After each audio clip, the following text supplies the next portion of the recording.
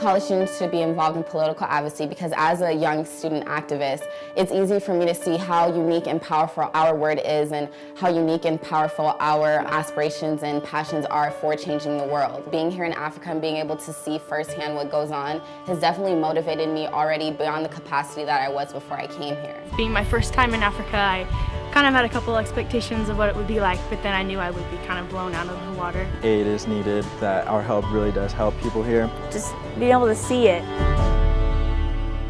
I don't know if it was my favorite moment, but maybe one of the most powerful moments on this trip was standing in the house of the founder of the Kliptown Youth Program. It's an after-school program that takes place Mondays until Thursdays for tutorials, as well as sports and other cultural activities on Fridays and Saturdays. And it was really eye-opening to stand in a 15 by 15 foot house probably with one bed and listen to him tell a story of how 7 people grew up there. I was completely 100% impressed with how organized it was, how focused their goals were, and how they're actually meeting them. When you picture aid, you imagine these kind of like billionaire philanthropists who are just giving money out and making the world better, but it's people who have grown up in these slums with problems all around them, and they just want to see a break to this cycle because they've lived through it themselves all their lives. You know, South Africa has got the largest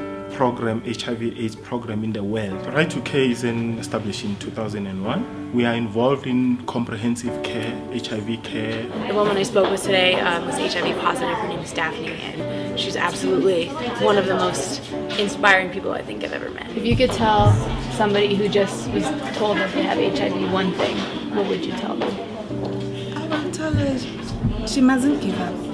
If I can beat this thing, you can beat it also. If you can beat it, we all can.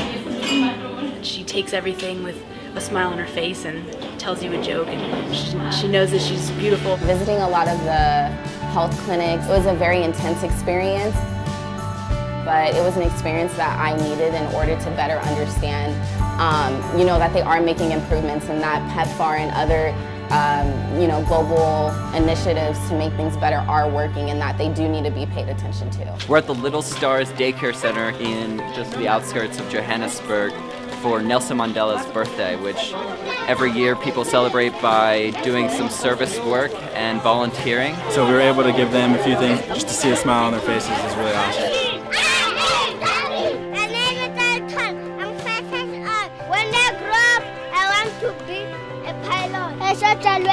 A police, a soldier, a pilot, a police.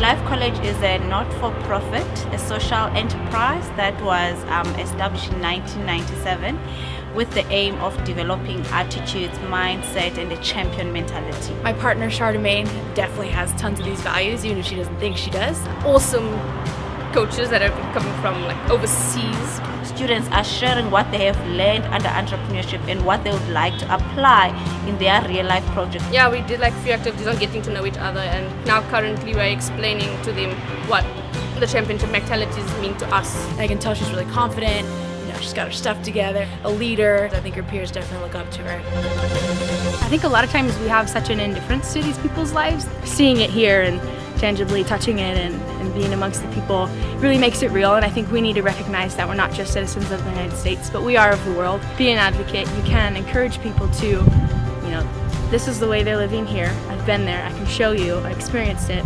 I'm coming home and I'm going to choose to live differently. We already have that natural passion to want to change the world, so having an organization that is committed to doing that definitely helps because we have our passions, but we don't really know what are the key issues and what are the things we need to focus on to really make a change. Most people, I think on average, think that a quarter of the U.S. budget goes to foreign aid, whereas it's only 1%. Now when I advocate, I have a bigger purpose, I have more to say, I have more insight, and I've been there. Like I can say to the congressman, you know, I have been to one of the PEPFAR clinics in South Africa and I've seen the work that they're doing. I've met with a patient who said she was on the brink of death, and these are the people that you're helping, and these are the people that you'd be hurting if you took away your funding. We choose what we think is important and we choose what we think we should fight for. When we see that millions of lives are being saved every single day by foreign aid, we can't even take the chance to cut any of that.